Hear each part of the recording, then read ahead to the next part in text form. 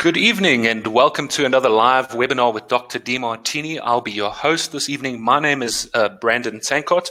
I'll be here to host you through the course of the webinar with Dr. Demartini. Let me just give you a little bit of background on myself. I'm an avid student of Dr. Demartini and have been for many years.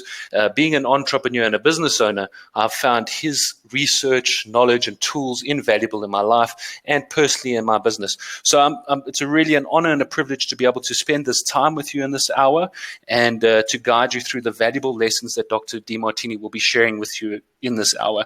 Because these lessons are so valuable, I would advise you to please get a pen and paper ready. Pay attention at all times because the valuable nuggets and information that John is going to give you in this presentation, you're not going to want to lose. That being said, also there will be an offer in the webinar. So for those of you that are interested, please stay on till the end of the webinar. There's some fantastic bonuses that we'll be including for you too. And if you have any questions at any stage during the webinar, you'll see there's a little chat box to the right-hand side of your window. I see Roxanne from South Africa has already said hello. And we've got Uluwa from London who's going whoop, whoop. Hello, Uluwa. It's nice to have you with us. So if you have any questions, please put them in the chat box to the right-hand side. The Demartini is available and is monitoring all the questions. We won't be able to answer, unfortunately, all of the questions live in the session, but you'll be surprised at how many we do answer. So thank you very much for joining us. Right, so let me jump straight to this. I'd like to introduce you to Dr. John Demartini, who's considered one of the world's leading authorities in human behavior and education. He is the founder of the Dr. Demartini Institute, and over his career, he's developed 72 courses covering multiple aspects of human development. So if there's something that you need to put your finger on, this is the man to speak to. His trademark methodologies in human development have been taught for around 44 years, and in that time, he has published 40 books in 29 different languages, 60 CDs and DVDs covering subjects such as development and relationships, wealth, education, and business. He travels 360 days of a year to multiple countries around the globe. So it really is an honor and a privilege to be able to spend this intimate, quiet time with you, John. Welcome, and thank you for joining us. Thank you for organizing and coordinating all this. It's always a pleasure. John, the format for this evening to keep in time, what we've done is we've prepared a few questions that I'll be running you through. And the topic for this evening is how to increase your deserve level and finally get what you want. So I know there's going to be a lot of listeners. Everyone wants to increase and have more. So this topic is really fantastic. So let's lead into the first question straight away. Can you spend a few minutes, John, just explaining to us what do you mean by a person's deserve level? Well, I'll use this as an example. If you've ever been in a transaction, a business transaction, where you've done a service and they've paid more than what you feel you've delivered, you feel that you want to offer more service to compensate and to make sure you have a fair exchange. We have a built-in thermostat. Our intuition guides us to an internal thermostat to make sure we have fair exchange. It's called equity. In equity theory, they describe this. And anytime we do a transaction, we feel like we've delivered more and people paid us less than what we feel we deserve, we kind of get narcissistic. So we tend to get narcissistic if we feel we've been shortchanged. We tend to get altruistic if we tend to feel like we shortchanged them. Everything is attempting to get an equanimity within ourselves and an equity between ourselves and others. Now, whenever we feel that we have not delivered our part and we have maybe some shame or guilt for not delivering it, we feel that we need to compensate by trying to give. And the other side, we tend to compensate by trying to take. And our deserve level is based on the accumulation of our prides and shames. And so if we have been accumulating things that we've done that we feel that are incomplete, we feel like we owe people things, our deserve level goes down. And we feel like we owe things to people and we feel like we're having difficulty receiving it. So anything we can do to raise our deserve level allows us to have and be and do more in our life. And to not only, that could be financial, it could be relationships, it could be in business, it could be opportunities, it could be health. So our deserve level is very important. and making sure that we feel we have fair exchange. This is very crucial for our overall well-being. So our deserve level is the willingness to receive the things that we have in our innermost dominant thought, the things that we set goals for, and the things that we want in life. And so that's why tonight's important, I think. Yeah, you touched on fair exchange, and I think, a lot of people say, why did this flat tire happen to me? I didn't deserve it. Or, so I often wonder about the balance of karma in the world and how it works. So does someone's deserve level impact their ability to create abundance and success? Yes, and let me elaborate on something. And I rarely do a talk, live or webinar, without mentioning human values, as you probably have, know. Every human being has a set of priorities, a set of values, things that are most important to least important in their life, that they live their life by. Now that evolves and changes over time, but at any moment we have a set, and it's unique to us. It's like a fingerprint.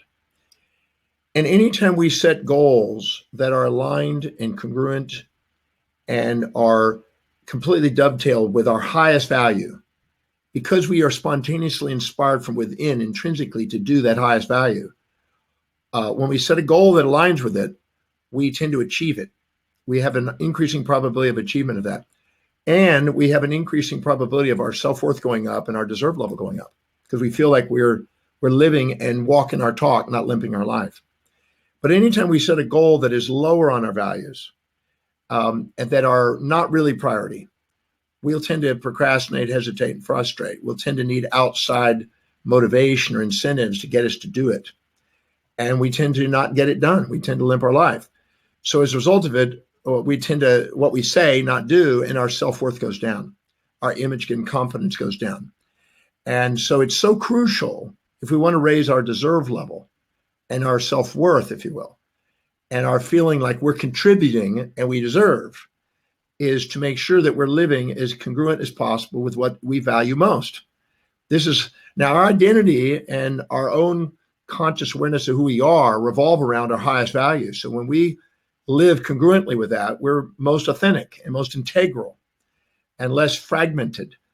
And so this is what elevates our natural born leader, our innate emergence of our power and our self-worth and our deserve level. And what happens is we're able to bring in what we want.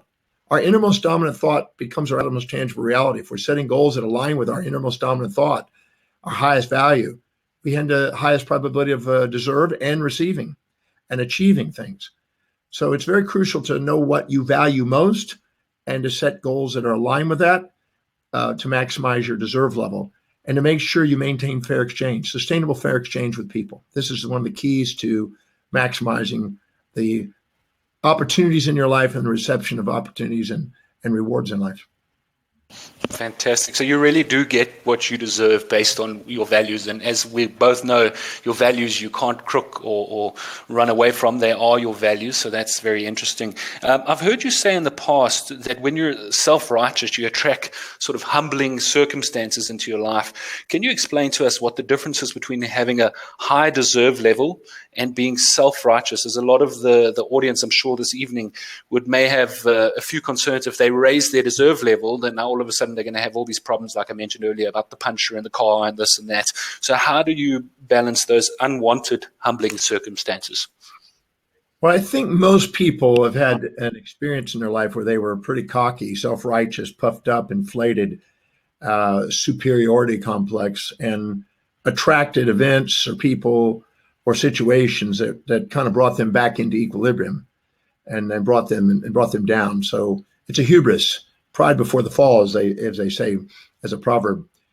So we're not here to elevate ourselves in the sense of pride. We're here to expand ourselves in the sense of meaning and purpose in life. Now, again, let's go back to the values. When we set a goal that is aligned and congruent with our highest value, we are more objective and less subjective. We see things with more balanced view instead of a biased view. And we tend to be more resilient and adaptable to whatever happens to us. And we're able to embrace both sides of ourselves, the parts that we like or maybe dislike. And therefore, we're more centered. But when we're subordinating to people on the outside and attempting to be something we're not. Maybe we look up to somebody and we think, oh, I wish I could be like them. I think they have something I don't. I'm too humble to admit what I see in them is inside me, and I play small and I exaggerate them and minimize me. The moment you do, you attempt to live outside your own highest value. And this is where you tend to become volatile and less integral. And you tend to be somebody you're not, trying to be somebody you're not, and you can't. You won't achieve that way. I think Emerson said, envy is ignorance and imitation is suicide. I'd rather be number one at being Dr. Demartini than number two at being Elvis Presley or something. So the second you are expecting to be a cat when you're a fish, or expecting to be a fish when you're a cat, you self-depreciate. And because you set goals that aren't yours, and whenever you set goals that aren't really truly most important to you and meaningful to you, you have a lower probability of achieving it, and your self-worth reflects it. So when you are trying to live by other people's values and you temporarily do things that seem to match that, you go into a false pride. When you set goals that are aligned with somebody else and you tend to not be able to live by it, you have a shame. And these are the things that cause the polarities that attract equilibrating forces in nature to try to get us back into our authentic self. So our job is to live congruently with our highest value, where we have the most objectivity. We're able to embrace both sides of ourselves. We don't need to exaggerate ourselves. And when people challenge us, if we're living by our highest values, we have the greatest resilience, and we're able to see it on the way, not in the way. But when we're not living by our highest values, when somebody challenges us, we tend to get self-righteous and defend ourselves. And that cocky, self-righteous behavior, when we defend ourselves, is what brings in the humiliating factors to get us back into equilibrium, to get us back to ourselves. I'm a real firm believer that our brain is a highest value seeking organ. It's trying to get us objective with reason instead of subjective with emotion. And it's trying to help us feel inspired instead of feeling the polarities, the bipolar states. And the second we live congruently that way with our highest values, our executive center comes online. We become more balanced in our orientation, as I said, and more of a self-governed individual. And therefore, when people throw challenges or support to us, we don't take them as strongly. We respond to them with more equanimity, and we don't get emotional about it. So we don't get elated when we get flattered, and we don't get depressed when we get challenged. We see both of them as on the way. And this is what allows us to not get too cocky, when we need this humbling process. So cockiness and self-righteousness and pride is not you. The real you is very poised, very present, very powerful, very, very patient, very prioritized, very productive. And the false you is an exaggeration that occurs when you feel challenged and you defend yourself. And that's why you need humbling, to get you back to yourself. I think that everything in your physiology and around you in sociology is trying to get you to be your authentic self. If you interpret life that way, you'll see things on the way, not in the way. Thank you, John. And, we mentioned puffed up, exaggerated, cocky, self-righteous a lot, which leads into our next question, which is someone like Donald Trump, who's clearly got a very, very high deserve level. He's also perceived, obviously, a lot now as being very arrogant, self-righteous, and, quite honestly, a little bit self-serving at the moment. Some people may question, do you have to sell out to have that high deserve level, or is he just an exception to the rule? I've had the opportunity to meet Donald, and I've interacted with him on a number of occasions. And yes, on the public display, he is displaying those traits. And as you would imagine, there is a tremendous amount of opposition as a result of it. The media go after him, people attack him. There's groups of people gather together to go attack him. So that is the result of his outward appearance and his outward display. I've also seen him very humble and very quiet and very attentive and listen. Very common with his own family, he can be that way. And if somebody's saying something that is meaningful, he's very attentive and very listening. So I've seen him, and I'm sure in some of the negotiations he's playing, he also plays that side too. So I don't know if that's always the case. I know we certainly see it on media. That's an image he likes to portray. But every human being, in the Breakthrough Experience program that I teach, every time I ask people in the program, Go to a moment when you felt cocky, proud, self-righteous, inflated, and you had a mask and persona of superiority. And I have them identify where it was, when it was, and to who it was. Um, and once they get really present with them, I ask them, in that moment, where are you minimizing yourself and where you feel maybe shamed or humiliated? And to their surprise, it's there.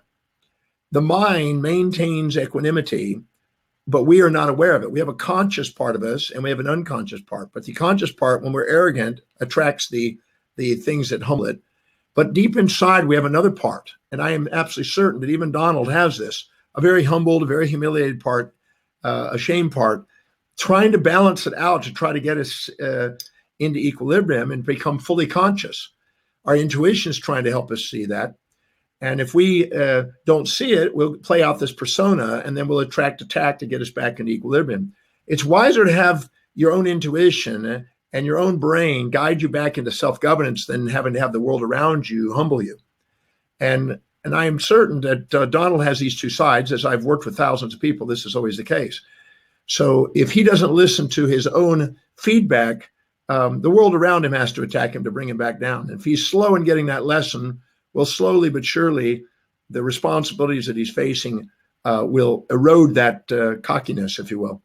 So slowly but surely, he'll have that maturity and that wisdom of equilibrium, or otherwise he'll be fighting the uphill the whole time.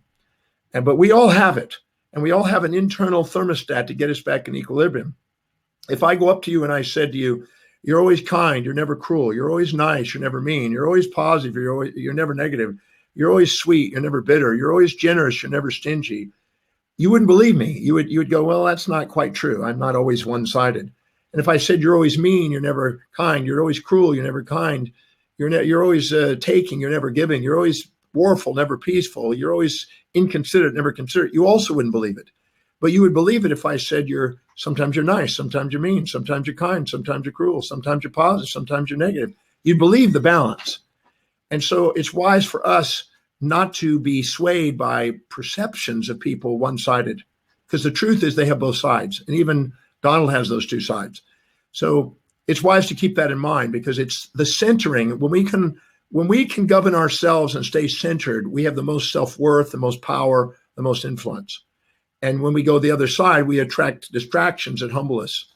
And so Donald will learn that lesson over time. It's inevitable.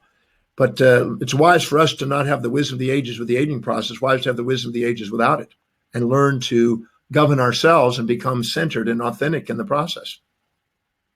Yeah, and I think the media is doing a fantastic job of humbling him recently. So we'll leave that to them and we can focus on our side. Why do some people have such a high deserve level and others such a low deserve level? And at what point does it occur? What role does nature versus nurture have to play in that scenario? Well, I think that sometimes what we have called nature and nurture, sometimes it's called genetic and environment also. We really have, from the single-celled organism, when the zygote is formed from the sperm and the egg, every time that cell divides under mitotic division, it is experiencing an environment and responding to that environment and accumulating epigenetic alterations as it goes along and differentiates. And eventually, as we're born, we are a culmination of a lot of experiences we've already had in the womb. And so what we think is something that has been possibly our gene code is still also partly genetic and epigenetics, things that we've experienced in our environment just inside the womb. So that boundary is a vague boundary sometimes. It's hard to really pin which is which. But we know that when we are living congruent by whatever we value most, we maximize our self-worth. That is absolutely clear. You know, if you do an interview or watch a few interviews on Warren Buffett, you really get to see it. You know, he'll you ask him or talk to him and interview with him, you'll see that he's very much in love with what he does. He loves it.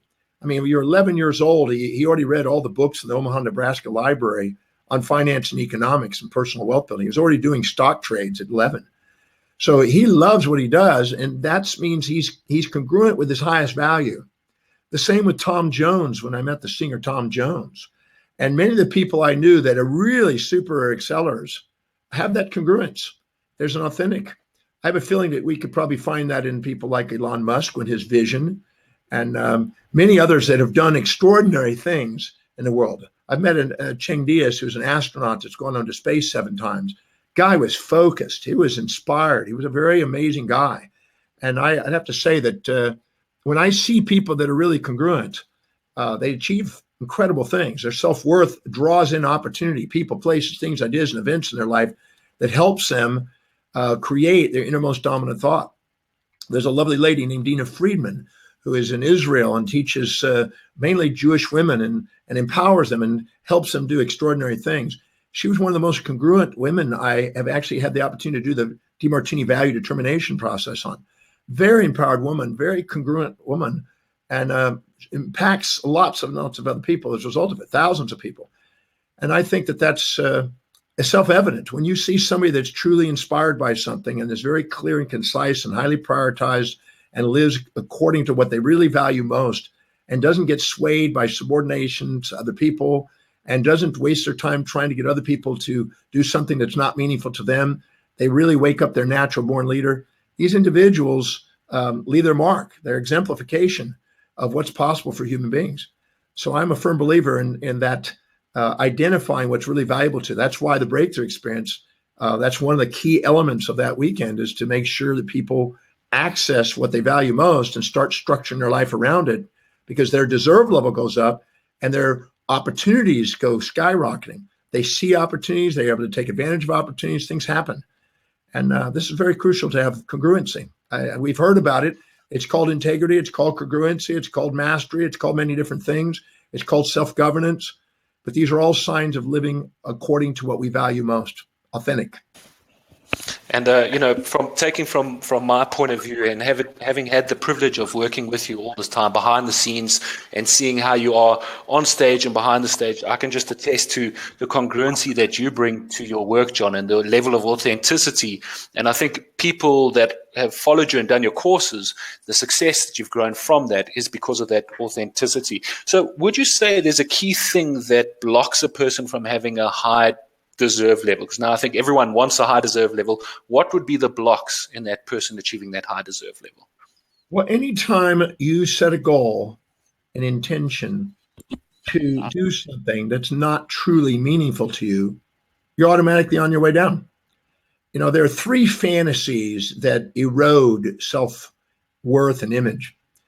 And that is setting goals that are impossible, setting goals that are improbable, and setting goals that have not been executively strategized.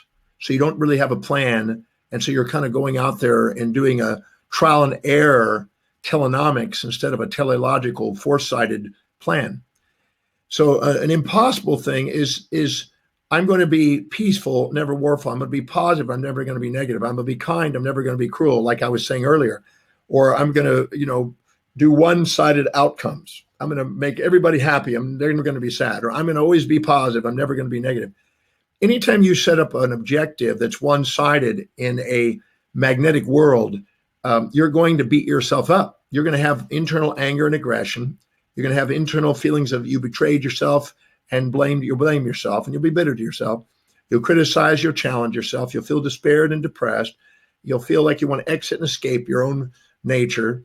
You'll feel frustrated and futile. You'll feel grouchy and grief, and you'll feel some hatred and you'll feel hurt. I call it the ABCDFGHs of negativity. These are natural biological responses to setting goals that are impossible. And then you say the same for the setting improbables. Anytime you set a goal that's not aligned with your highest value or nearly the top 3 values, I find that in the breakthrough experience, I emphasize how important it is to set goals that are really congruent. And by the way, when you set a goal that is congruent, you feel it's impossible for you not to do. You feel it's already present. It's not in the future. It's already done. You feel it's destined. You have clarity of vision. You can see strategically how you can do it. And you have a yearning and an emergent energy automatically to go act on it. And there's no hesitation. You have fluency and congruency towards the objective. And so setting a goal that's congruent and make sure it's probable. That's the highest probability you have. And the third one is to make sure that you actually do activate your executive center and strategically plan things and foresight. People that have foresight go farther than people that have to live by hindsight. That's what makes humans different than animals. Humans have the ability to access meaning and foresight and be teleological and purposefully driven. And animals are more hedonistic in that respect and telenomical, where they basically go through by impulse and instinct and trial and error. They have to learn through experience that way. So we have that capacity, and we want to use that capacity if we want to maximize our achievements. So identifying what you value, that's why in the breakthrough experience, I make that one of the crucial components, and to make sure you do everything aligned with that. If you don't set goals that align with your highest values, then it's wise to either shift your values to match the goals or shift the goals to match the values if you want fulfillment. Otherwise, you're going to beat yourself up. You're going to have the A, B, C, D, F, G, H's of negativity. You're going to self-depreciate. And the self-depreciation, I want to make this really clear. The self-depreciation is not your enemy. The self-depreciation is a feedback to you to let you know you're not being authentic. That's it. It's a gift, actually. And for many years, when I was in the positive thinking movement, I stopped 30 years ago. I was more 32 years ago now. I was in the idea that I'm supposed to be a one-sided person. And I realized that was delusional when I did that research back in the 32 years ago. But once I realized that that's not real, and I started setting real objective goals that had a balance, my achievement levels went up. I didn't have as much volatility with emotions. My self-worth went up. My deserve level went up. My willingness to receive economics, my willingness to receive opportunities definitely went up. I achieved more.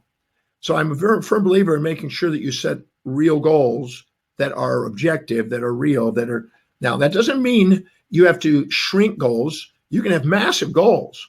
It just has to be probable, possible, and something to strategize and broken down into small enough action steps that you don't procrastinate, hesitate, and frustrate and have the ABCDs of negativity. So I'm a firm believer that the so-called challenging self-depreciation is actually a gift because it's trying to get you back to authenticity. And the moment you do, it goes away. Your negative self-talk is a byproduct of not being congruent. And the second you get congruent, it disappears. And that's why I'm a firm believer in making sure that you identify it. That's why I wrote the book, The Values Factor. That's why on my website, I have a complimentary value determination process, because I don't know of anything higher that I could basically get out to people. Accessing that is one of the most crucial things if you want to increase your deserve level. You spoke about the A, B, C, D, E, F, G, H's of negativity. And I think, coming from a sort of personal development, rah-rah background myself, I think that was one of the pivotal moments in your teaching, is understanding the balance between the negative and the positive, and how in the darkness, they always say you can't rush your healing because in the darkness is some of your greatest teachings. So I firmly hold on to that. But Dr. Demartini, what is the difference between guilt and self-depreciation, and how does that relate to someone being held back from feeling self-deserving with opportunities, in particular with holding on to money and not releasing it? Yeah, I'd love to tell a story. I don't know if I've got the time here, but I'm going to do it anyway. Yep. We may have to go over on this one, but I had a lovely lady who in Melbourne, Australia, about 13 years ago, was attending the Breakthrough Experience. And on Sunday, we were identifying our mission. We were composing our mission statement and what we really want to dedicate our life to. And I had to make sure that people were not writing down fantasies, because so often people do. They write down these whims that aren't really meaningful. And I want to make sure it was really clear, because if you don't set something that's really meaningful, that your life really demonstrates as true, and start with what you know and let what you know grow in this definition, you set yourself up for self-depreciation. Well, she put her hand up after she wrote her mission statement and asked for my feedback. Well, instead of me reading it, I just asked her to read it out loud so we could all hear it. And she said, I would like to dedicate my life to helping animals that have been infirmed and that have been injured. And I said, okay, is this something you want to do as an altruistic act? Is this something you want to do as a business? Is this something you just want to do because it makes you feel good? She said, well, it makes me feel good. I don't, it's not a business. I like helping animals. I want to take care of animals. And I said, well, if you're doing some sort of altruistic act, it's a compensation for some sort of shame and guilt in the past that you stored in your subconscious mind. So what is when you see an animal, when you think of animals, what do you think of helping? She said, well, it could be any kind of animal, but I if you ask me that, I envision horses and things of that nature, and sometimes farm animals and things. And I said, okay, where in your life, somewhere in your past, did you feel shame and guilt associated with not being able to help an animal, just out of curiosity? And she stopped, she reflected, she got a tear in her eye, and she said, when I was 4 years old, and she started crying. When I was 4 years old, I was riding my horse, and we were going down in these valleys, and I came up the valley quick, and we were running and galloping or whatever, and my horse buckled its leg. And in those days, we had no choice but to put it to sleep. And she literally was crying there as I asked her. I said, you are still storing a shame, a guilt from back then when you were 4 years old. And she said, and when I said that, I didn't realize it, but the guy next to her was her husband, and he looked over at her, he knew about it. And she started to cry. So I went and I pulled out the Demartini method, which, for those of you who don't know what it's about, it's a series of questions that help you bring your mind back into balance when you've stored up emotions that are guilt or shame or fear and these type of things. Basically, you can take any type of polarized emotion and synthesize it and bring it back where you can say thank you instead of all these emotional burdens. And so I took her through this process about 15 minutes, and I cleared the shame and helped her see the benefits to the family, the horse. We neutralized the guilt on it. She freed it up. And then I said, now tell me more about this vision that you have, this mission statement. And she's looked in her brain and she goes, it's gone. And I said, okay, so what's coming up now? She said, well, right now that's coming up in my mind is that I'd like to maybe help teens, the young teens that are having challenges in their life and, difficult times or whatever. I'd like to have a place where we could maybe help the teens.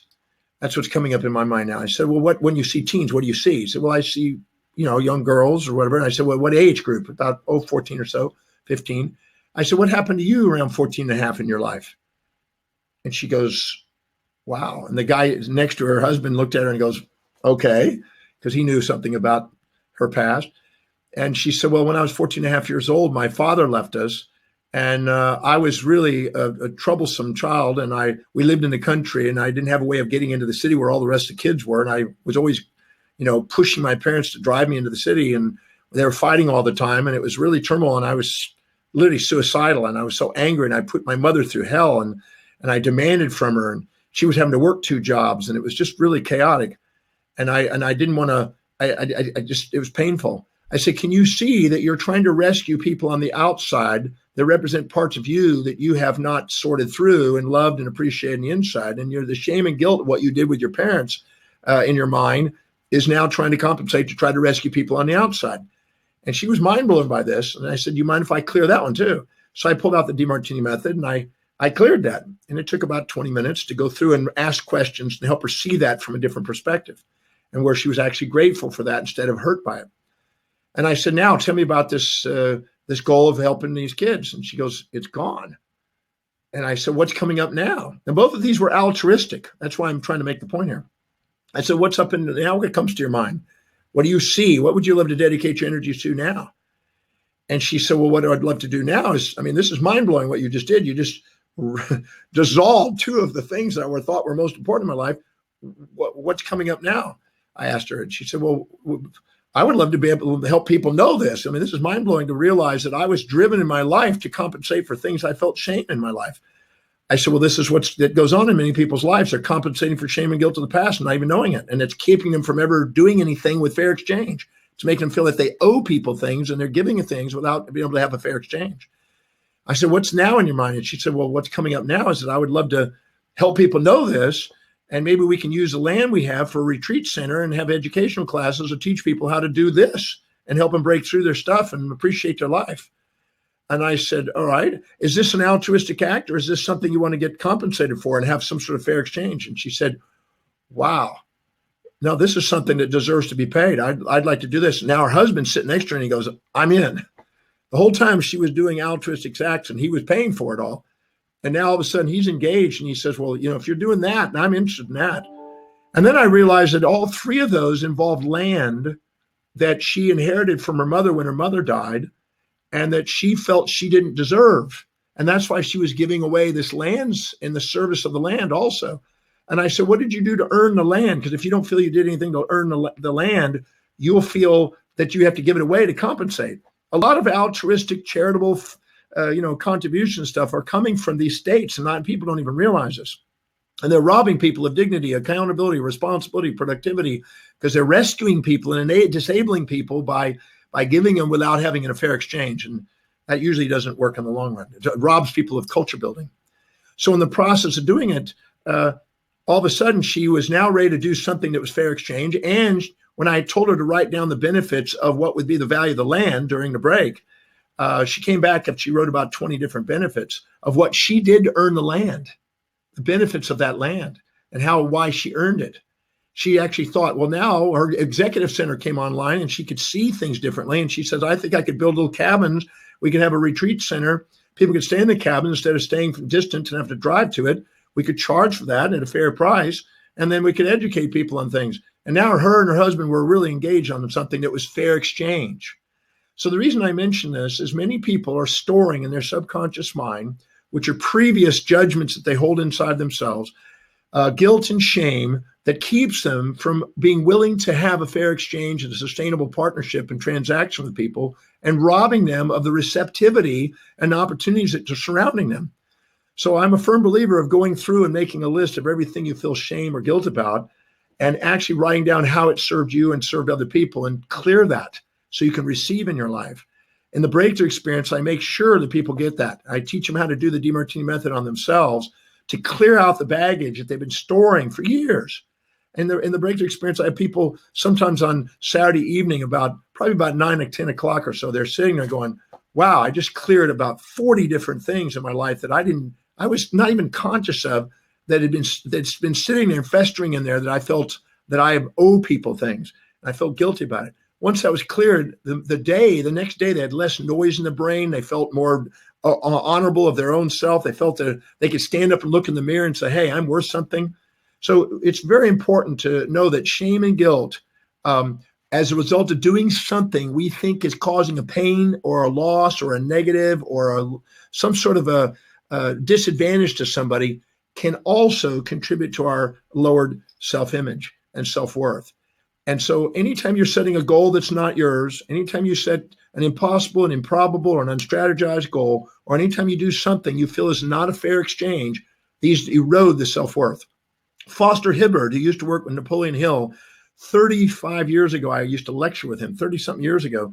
We used to lecture together. And he was telling people that if they want to get a higher deserve level, have more prosperity in their life, to go through and find out whatever they've done that they weren't grateful for, that they felt ashamed of, and go make a list of them and then go and compensate somehow for it. Now, I've got a more efficient system than I think he did in those days, and that to be able to dissolve that. But he basically went out of his way to get it all out by doing something altruistic to get it out of your system. But I don't find that's the most efficient. I find it's wiser to go in there and clear it, because sometimes we do things we think we're ashamed of, and then we find out that it actually served people. All of us have had an experience in our life where we had this event we thought was terrible, and then a day, a week, a month, a year, or 5 years later, we turn out to be something we're thankful for. Well, some of the things we've done that we're carrying around shame and guilt about, other people are blessed by, and they're not even upset about it. And we're still hoarding this shame and guilt over something because we never stopped and looked at what did it do to serve. So clearing that is helping the deserve level. But shame and guilt is the assumption that you've caused more pain than pleasure, more loss and gain, more negative than positive to somebody in the process or self. And by balancing that out, you also increase the deserve level. Doing things that are congruent and clearing out your shame can help make a big difference in what you are able to receive in your life. And that's all areas, not just financial. That's opportunities in business, opportunities in relationships, a greater standard of relationship, wealth opportunities, inspirational experiences, lots of things, the things you want in life. Fantastic. Thank you, John. And for the audience that's still listening, stay tuned. We'll be talking a little bit more about Dr. Demartini's method that he's touched on now, and how you can get involved in taking part in working with John to work through clearing some of those cases for yourself. And I think, John, you really touched on the concepts of fair exchange when it comes to altruism, but I suppose the same is to be said for narcissism and the role that plays in one's deserve level. Could you touch on a little bit on the flip side of the coin for us? Well, I tell people in the breakthrough experience in all my programs, really, I said, I want you to have a perfect balance between your altruism and narcissism. I want you to go and serve as many people as you possibly can, serve vast numbers of people, and do great contribution. But I also want you to believe that you deserve great rewards, a great life. So I want your altruism and narcissism to be balanced and to be transcended and to be expanded as much as you possibly can in your life. So I show people how to expand what I call their sphere of awareness and influence by integrating those two. So there's a state called equanimity, which is a state where you're not exaggerating or minimizing yourself. Every time you exaggerate yourself with pride, narcissism goes up. Anytime you minimize yourself with shame, altruism goes up. Anytime you bring those into equanimity, they both dissolve and they both expand. And you give yourself the permission to do both. Serve vast numbers of people because you feel you're capable of it, and also receive rewards. It was the Book of Wealth by Hubert Hal Bancroft, which I had the blessing of summarizing and presenting, that stated very clearly in the early chapters of the book. It's a 10-volume set. It's an amazing book set. That there were three things that were common to the wealthiest people in the world. One, they felt by divine providence and human sovereignty that they were designed to serve vast numbers of people. So they were altruistic in that respect. They felt that they had a mission of service.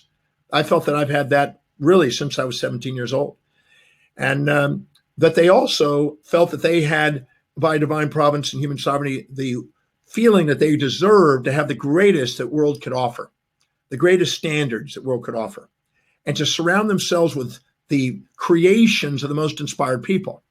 Now, many people misinterpret that narcissism as something like a exaggerated self, but this is actually very healthy, because what happens is, if nobody ever invested in the most inspiring people that do the greatest contributions, the standards would drop in society. In other words, if there's a great cook out there and they're a master of cooking, and they can put together the most amazing flavors and most amazing things, and they're truly inspired and they love what they do. And I think of a person like Alan Wong, who's in Hawaii, who's absolutely a master cook, one of the greatest in the world. I've had the opportunity to meet him. He's just an amazing guy. He's a very inspired guy. He's one of the few billionaire restaurateurs. But he loves what he does, and he's a master. When you talk to him and listen to him about food, you're dealing with a master. And so anytime you invest in inspiration like that, you're raising the standards, and you're giving other people the yearning to want to go and expand their capacities. So by you surrounding yourself with the finest and the greatest, you're actually investing in that inspiration and raising the standard of society. So when you see very wealthy people investing in high quality things, it's not just because, I'm deserving, I should be narcissistic. It's also a wise thing for the sake of culture to raise the standards. The same in art, the same in music. So if you go and support the symphony and support the ballet and support the finest masters of whatever they do, you're raising the standard of almost every different industry. So that's why in business, if we surround ourselves with the A people, not the XYZ people, we grow a business, because we're investing in inspiration, people that are engaged and more likely to be doing what they love. And this is the key. So number one is being willing to serve vast number of people. Two, being willing to surround yourself with the finest. And three, transcending the morality of good and evil associated with money. Because money is neither good or evil. It's just a means of fair exchange. And if you serve vast numbers of people, you deserve vast rewards. So those are three things that are common. So I'm a firm believer in giving yourself permission to be altruistic, narcissistic. And when they are perfectly balanced, they both pop. And now you're just dedicated to serving and being rewarded and living the finest.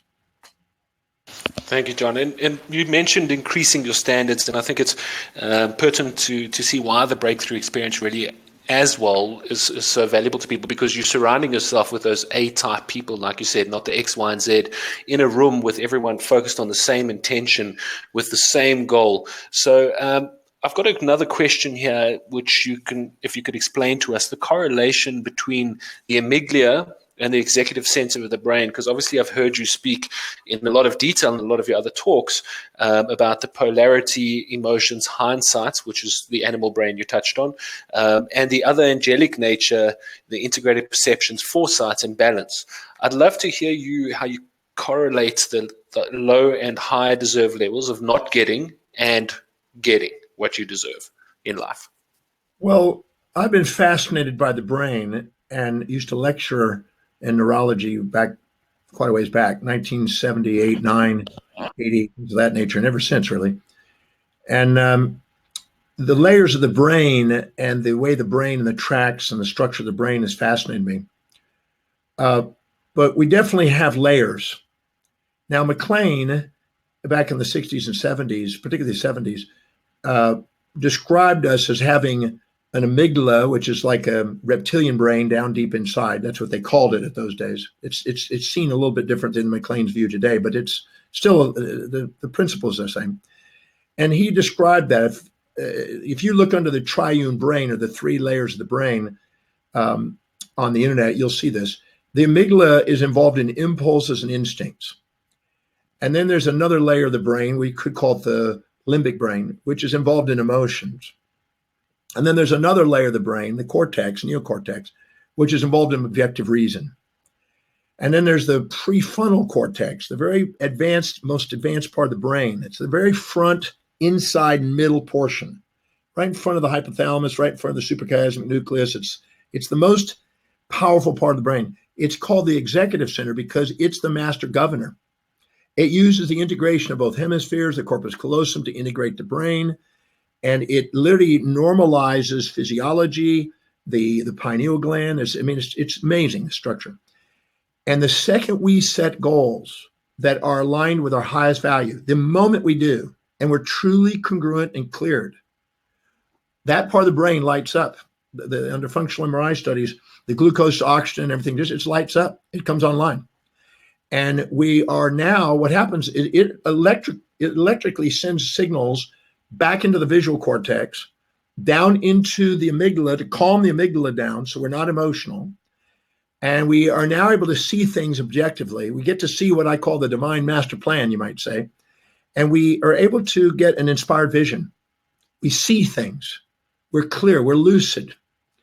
We automatically are able to, with that vision, become now. And we actually strategically plan things as if it's now. It's like we're catapulted into the future with foresight and see things and brings it right now into the now as if we can do it. That's why we have a sense that it's impossible for us not to be able to do it. We feel it's destined. That's why the second we come online, we get answers to problems there. And we also not only strategically plan, but we want to execute the plans. We have a natural energy, vitality that comes soaring out of us that we want to act now. We want to take action. And we also have self-governance. We're not easily swayed by infatuations or resentments or any emotional things from below. Our amygdala and our limbic brain is under governance. And the way that executive center is and all its little fascicles of nerves going back, it's amazing. And so when we live congruently with our highest values, we have the highest probability of achievement because we have foresight, we have vision, we have priority, we have strategy, and we just act. We can see it in our mind's eye. And then once it's in the mind, there's a book back in the 70s called The Mind's Eye. It was a fantastic book talking about it. And so when we do that, we have to maximize our potential. Our deserve level goes skyrocketing because we are now the executive. And as you know, executives get paid more than people that work. And so you're now doing it. Now, there was a guy named Alec McKinsey who wrote a book called The Time Trap many years ago, and he talked about people who spend more time planning and delegating. They are the ones that rise up. And the people that are doing things and managing and doing things are lower. And the people that just do things and never plan are the lowest in economic returns and rewards in life. And he talked about that in The Time Trap. And the people who know how to take the same amount of time that we all have and prioritize their actions and live according to what's really meaningful to them, truly meaningful to them, not the whims of other people, not the shoulds of other people, not the got tos, have tos, must, and imperatives that our authorities say, mothers, fathers, preachers, teachers, and peer pressures, traditions, and conventions, but what's truly authentic to what is meaningful to our highest value. If we do that, the executive center comes online and we maximize our potential. We become masters of our destiny, not victims of our history. But and our self-worth goes up. And if we go down in the lower areas, and this occurs every time we subordinate to people on the outside, and would you agree, if you don't get up in the morning and plan your day, weird stuff fills it. And people can get in and infiltrate our life and ask and request stuff from us, and we get caught and distracted by lower priority stuff. This lowers our self-worth, lowers our deserve level, gets us into our amygdala, makes us, as a result of our unfulfillment, immediate gratifying and looking for immediate fixes, and we become more impulsive and compulsive and addicted in our behavior, and we end up having more challenges in our life that we're not prepared for. We have no foresight. We're reacting and not acting, and we lower our self-worth. And we've all seen it at work with people. When people are doing a project that they're truly inspired by, they don't want to take a break. They don't want to eat. If they go and eat, it's quickly to eat and get back to the project. They don't want to distract themselves from it. They want to stay focused. And it's easily, look, I'm in the middle of something. Back away, everybody else. I'm on my focus. But when people are not engaged, not inspired by what they're doing, and they're doing stuff that's unfulfilling to their highest values, they're watching the clock. When you're really inspired, you don't even notice the time. You just don't focus on it. But when you're watching the clock, you quickly want a stimulant, a coffee, a tea, internet break or something, consumerism, sugar, whatever. All those things erode our confidence and erode our focus. And these are all signs of lower values and living in the lower part of the primitive part of the brain. And so this is crucial for us to take command of our life and prioritize our life and live according to what's meaningful to us.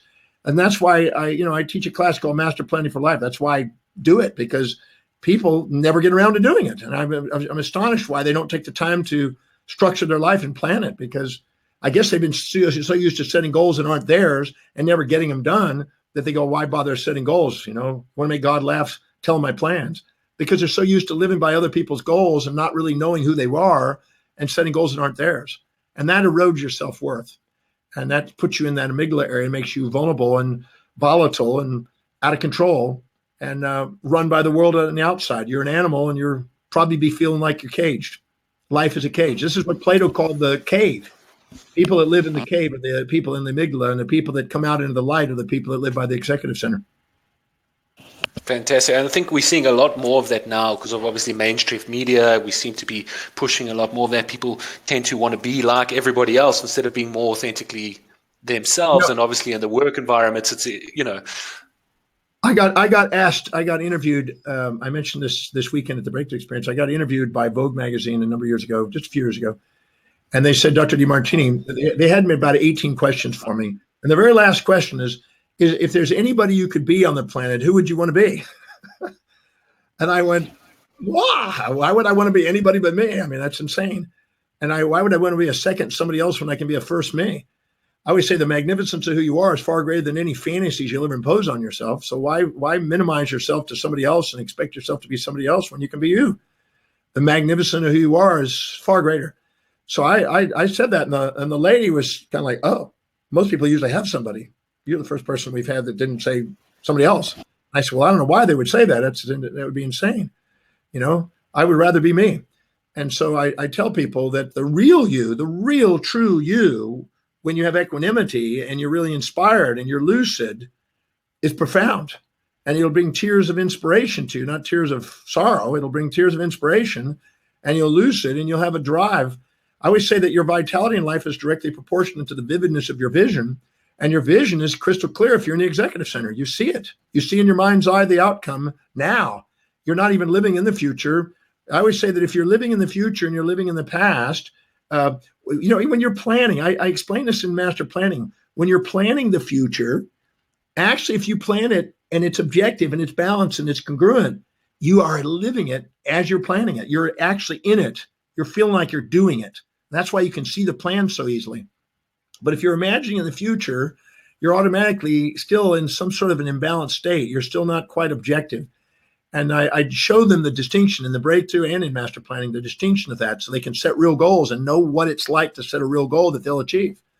And it's better to have a few goals that you know that are certain than a whole bunch of whims that people end up beating themselves up with and have negative self-talk to themselves about. Negative self-talk is a feedback to let you know you're not setting goals that are yours. And that's not a bad thing. Of the positive thinking people always want to get rid of that negative self-talk, put rubber bands around your wrists and slice it or something. That's ridiculous. Your negative self-talk is a feedback to you to let you know that you are setting a goal right now and setting out to do something that isn't quite it. It's not you. And this is your feedback. Because the second you get clear and set it truly in line with what's you, negative self-talk disappears and you're inspired. It's incredible. John, you've been teaching the breakthrough experience you've mentioned a few times over the years. Could you touch on specifically how do your values processes and the Demartini method that you've mentioned help to assist someone increase their deserve level? And maybe just summarize the important things a person can do today from this webinar, because obviously we want to add as much value as possible to the audience, that they can start increasing their deserve level today. Well, I got introduced to human values back in the 70s. And really throughout the 80s, I was fascinated by that. And I was amazed. There's so few real books and textbooks on the topic. And there's some classical stuff. And some of it I think is really outdated. But the one thing that stood out to me is the difference between an intrinsic and an extrinsic goal, an intrinsic value. Extrinsic value. And the intrinsic value is something that's not derived from the outside source. It's innate within you. It's really something that yearns to express itself. And an extrinsic derivative value is something that you've inculcated from outside. And therefore you need motivation on the outside to get you to do it. So it's like an imposition. It's like a duty or responsibility instead of an inspiration. You know, when a boy is doing his homework, it's a duty. When he's doing his video games, it's a love. And his video games, he can do all night. And he can do it. He can work till midnight. And his parents say, you got to go to bed. Put that video game down. And but he loves that. And that's the way you want life. You want life that way. So values are very crucial. And finding that and studying values has been, important to me. And so I wanted to make sure that people in the breakthrough experience or in almost every talk I do, I understand how important it is to set goals that are really, truly valuable to you. And I'm amazed at how many people don't know that. I mean, I'm astonished. People go around and they're basically, when you ask them what their values are, they'll tell you cliches. They'll say, platitudes. They'll say social idealisms, but they actually won't look at what their life demonstrates.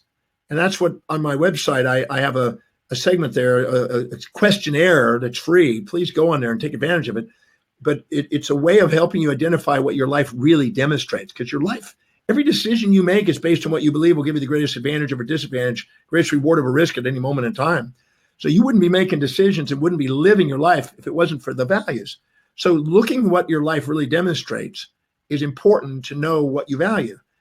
Now, anytime you identify that accurately, there's a aha. There's a gamma brain wave that hits the brain with an aha.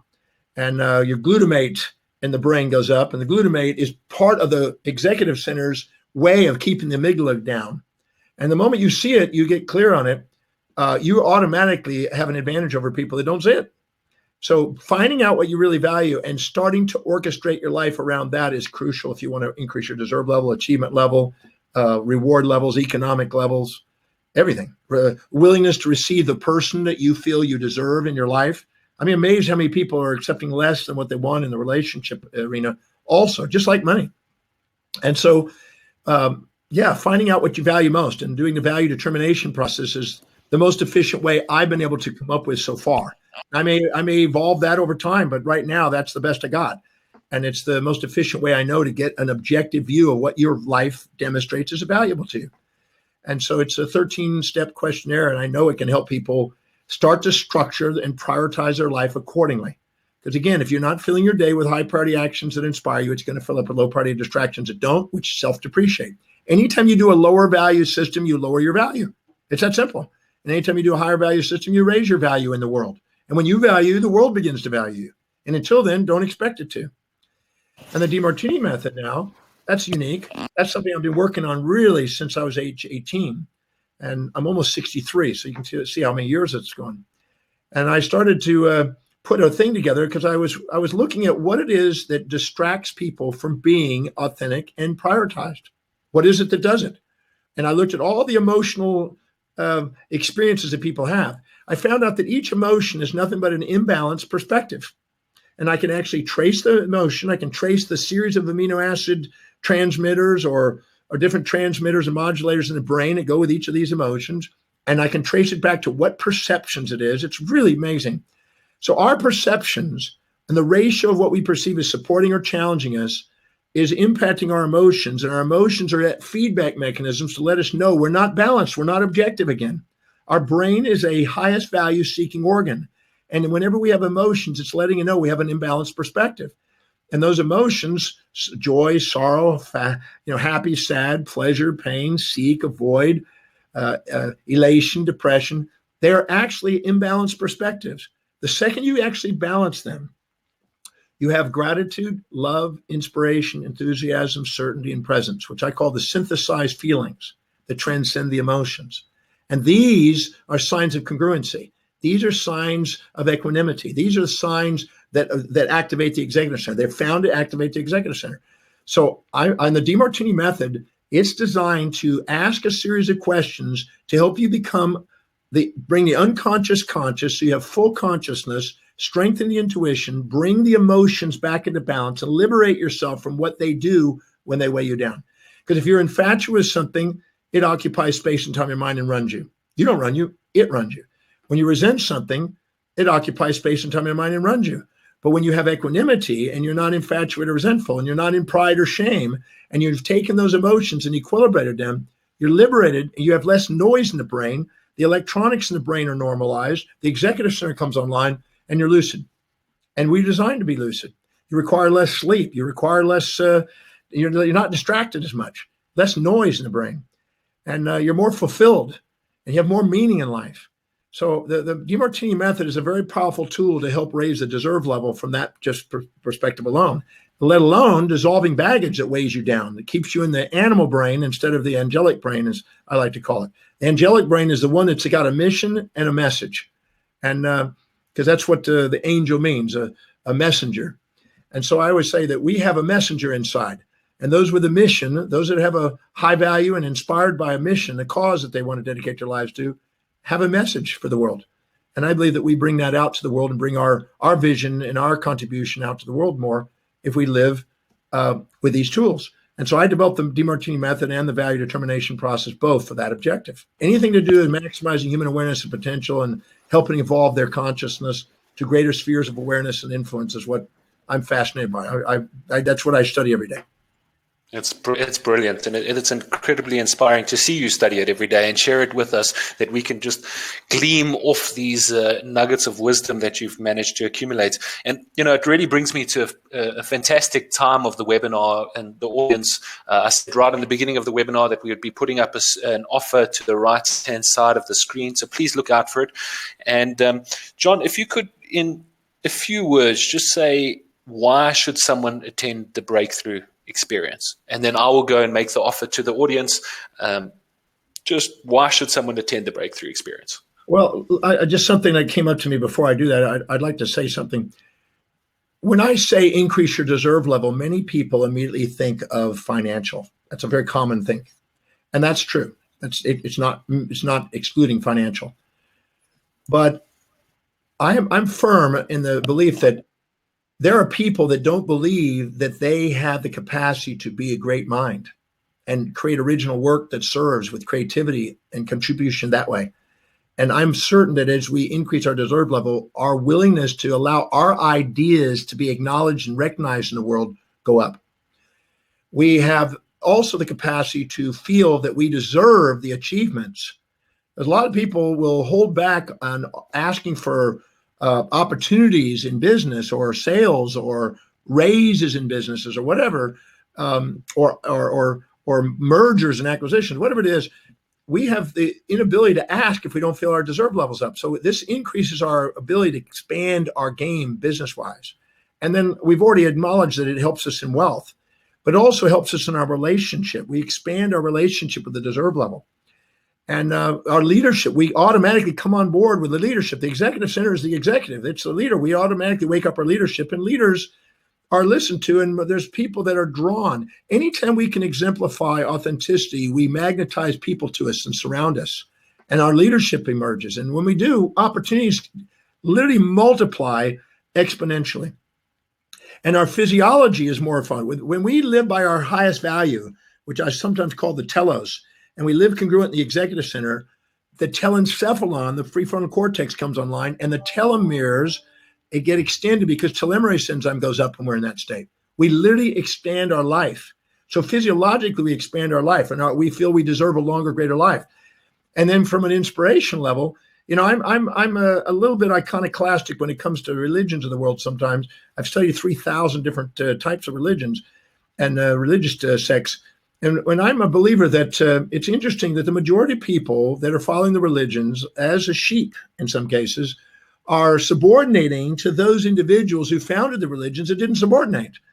And so it'd be wiser to go and exemplify an inspired life and create a movement than it is to just sit there and be subordinate to a tradition that may or may not be current. So I'm not saying to, devaluing the religions per se in the sense, but I think that we could always upgrade and exemplify a spiritual quest in life and give contribution in a way that's even more meaningful than just subordinating and parroting somebody else's statement that may or may not be up to date. So I'm a firm believer in giving ourselves permission to expand and deserve all areas of life. I'm not interested in just economics. I'm interested in all areas. I want people to master life. Any area they don't empower in their life is an area that people are going to overpower them. Now, when it comes to the breakthrough experience is something I've been doing for over 28 years now, 1,105 times. And it's something I love doing. I do pretty well most every weekend. And I do everything I can in that to help people identify what is truly most meaningful to them, what's truly their highest value, and to start structuring their life around it. Just what we've been talking about. And I teach them the Demartini method, and they're going to do it for about 10 hours. They're going to be learning how to do it to dissolve any emotion that's distracting them and turn any emotion into thank you, I love you. Because anything you can't say thank you for in your life is baggage. Anything you can say thank you for is fuel. And we sometimes accumulate baggage and become victims of our history instead of fueled as master of our destiny. And so the breakthrough experience is showing you how to do that. And I make people do it. And it's not to, sometimes they just want to feel good at a seminar. This is not just a feel good seminar. This is a really an objective science on how to transcend the emotional baggage that's been holding you back, the shames, the guilts, all of those things that are the impossibles, improbables, and unstrategized, and help you blow past that and transcend that and be one of those 1%ers on the planet, because the majority of people don't take the time. They don't invest in themselves. They don't take the time to learn these type of things. And they hold themselves back. But the people that do take the time to do that, they give themselves the advantage. They are the 1%ers, if you will. They are the ones that step forward instead of hold themselves back. And so the breakthrough experience is everything I've been able to put together. There's an exercise in there that's a derivative of the Demartini method, where you actually take the most powerful people on the planet in each area of life, and you go and take the greatest financial leaders, the greatest spiritual leaders, the greatest business leaders, and you go and find out what it is that about them that you admire and maybe dislike, the things that are hero and villain traits. And you go in there and you own them, because anything you can't own in your own life is something that somebody else will run you with. And you show you how to own the traits of what I call the greats and raise the playing field and raise the game that you get to play on. Your self-worth, I am absolutely certain, goes up the moment you do this. I mean, we watch it week after week after week. So if you're interested in having your self-worth go up, if you're interested in having less noise in the brain, if you're interested in being more poised and present and purposeful and powerful and patient, long-term vision instead of immediate gratifying, and less impulsive, and you want to basically not have this baggage and story that you run. Most people get caught in their therapeutic stories and their racket instead of getting on with a mission and talk about their dreams in the world and get on with it. And the breakthrough experience is about for people that want to do that. And it's very empowering 24 hours with me. I love doing it. It's an amazing experience. That's all I can say. People, this weekend in London, we had some mind-blowing transformations in people's lives that really cool. I'm not going to go through it. It's private, but it's just amazing stuff that we get to break through. And I have people that have been trained by it and learned the methods, and they help me bring that to the world. And they're there with me. And we all work together and help people break through whatever's in their way. And if they want to get clear on their mission or want to get clear about how they want to transcend some emotional baggage, maybe relationship stuff or financial stuff, because they've been incongruent with that, or they have business plateaus, or possibly they're socially rejected and they feel like they've been wounded by something. And they got this story. I transform the story. I show them how to transform the story so that story is never in their way again. And that's worth a lot. And I'm absolutely certain it makes a difference in people's lives. I've seen it. I watched it. I've had thousands of thank yous from that process. So I could go on and on with it, but the breakthrough experience is a very powerful way of helping you go to the next level, basically. And so if you want to deserve more, and have more and be more and do more, come. Fantastic. And I think 1,105 times is a testament to anybody who sold any product or been in any marketing to understand that the value is there, that something that valuable wouldn't have been done that many times and shifted so many people around the world if it wasn't that powerful. So I would like to encourage at this stage for the audience to please look to the right-hand side of your screen. You're going to see a special offer there. We've got an amazing special which is available for tonight. The clock is ticking on this offer, so it will be available for the next 3 hours or so, and we will have the full Demartini Institute team available after this to be able to process your orders. But it is a fantastic offer, so I just want to run you through that quickly. Increase your deserve level. Take action and jump onto this webinar. If you click on that link, you're going to go through to a landing page. Like I said, it's a limited time offer. We've got about 3 hours, 59 and 22 seconds and counting down to your new life. So for webinar participants only, if you click on that link, you'll see there's the related country flag, and that's the country where the breakthrough experiences will be held.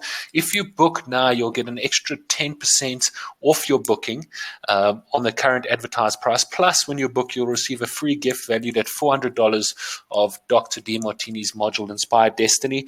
And you'll obviously then, when you get to the webinar, you'll be able to, to the event, you'll be able to spend this time with John and go through the value determination process with him in person. So you're making sure that you're getting it correct, and also running through the Demartini method to break through any of these barriers that you've been facing in the past. So I'd like to encourage everybody in the room now to jump on, take a look, jump on that action. John, would you like to leave the audience with any last thoughts for this evening? We covered a lot in this session. Is there anything that you would like to highlight or bring to the fore? Yeah, I just want to state that a number of years ago, I published a book called You Can Have an Amazing Life in Just 60 Days. And I went on a TV show to promote the book. And the host of the show was a little bit skeptical, which was healthy because he was probably registering what the audience was thinking. But he says, now, Dr. Demartini, you don't really expect somebody to be able to change their life in 60 days now, do you? Isn't that a little bit of an exaggeration? And I just looked at him. I wasn't expecting that question. And I just looked at him and looked him straight, literally right there. And I got a little teary-eyed. And I said to him, I said, you know, it'd be impossible to convince me that you can't change your life in 60 days. Because my life changed in 60 minutes. One night I met Paul Bragg in 1972. My life changed in 60 minutes.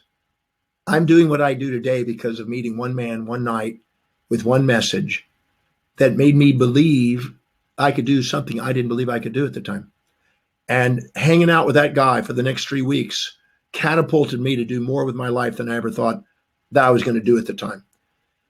Ever since then, I've had a dream to do that for as many people as I can, because that gentleman absolutely got to me.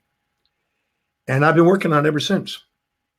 And so if for some reason anybody out there thinks that you can't go after what you really want in life, if you even have any hesitation or doubt or whatever, please don't let anybody on the face of the earth, no one, make you believe you can't.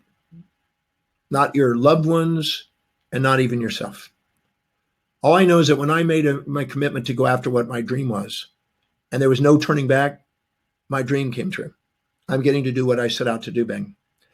So please give yourself permission to do something extraordinary on planet Earth. And please give yourself permission to take advantage of this opportunity, because I'm absolutely certain that just as he did for me, I can help you do for you. Because if you, for some reason, are not honoring the magnificence inside you and you're playing insignificant, there's no reason for it. The tools that I'm going to present will help you. And it will help you break through the limitations that you've been imposing. And it will be, it's not just for the weekend. You will have tools that you will use the rest of your life, I promise. And I will promise you will also learn something that you could have gone your entire life and never learned. I ask that every close of the breakthrough experience. I ask every time, how many of you learned something this weekend that you could have gone your whole life and never learned? Every hand goes up. So I'm absolutely certain it can make a difference. And so give yourself permission to do it. And no matter what you've done in life, no matter what you've come from, what you've been through, what you've experienced, None of that has to be in the way. It has the opportunity to be on the way. If you look carefully, some of the greatest people on the planet started out with the most extraordinary challenges. And whatever your challenge is, just know that there's no challenge that your mortal body can experience that your immortal soul can't love and turn into opportunity. So I just want to share that. So please come and join me at the Breakthrough Experience. I know you'll say thank you, and it will make a difference. And if you want to raise your deserve level, this is an opportunity. Thank you very much, John. And from me to you, thank you very much for this webinar. I know the audience is really loved it. We got masses of comments that have come through, so I'm sure the Institute's going to be busy answering all the questions. I'd just like to reiterate the offer to the audience. It's going to be up for the next few hours. The team is on standby. If you jump onto the offer now, you do get that $400 extra bonus Inspired Destiny online course, which in itself is masses of value. But the time that you'll be spending with Dr. Demartini and these personal breakthroughs is something that you'll carry with you for the rest of your life. And I can personally attest to that. The shifts just in this webinar itself, if you look at my desk, I've got tons of notes where I've been jotting down stuff. And I'm presenting the webinar and I'm learning it myself. So if you can do this, like John said, what can happen, 1 hour, one click, and where you're going to end up. So I would encourage everyone to click through, jump on that link. You'll see the country codes for the booking, and we look forward to seeing you on the site, on the site, and hosting you in the country of your choice in the webinar. Thank you very much, John.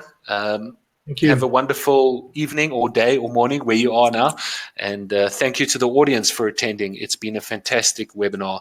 And again, take advantage of the breakthrough experience and push through those emotional and personal boundaries that you've been carrying with you. It's long enough now. It's time to make that shift. Thank you. And thank you, everybody who's listening tonight. Thank you. I look forward to seeing you in person. Thank you. Have a great evening. Thank you very evening. much. Wonderful.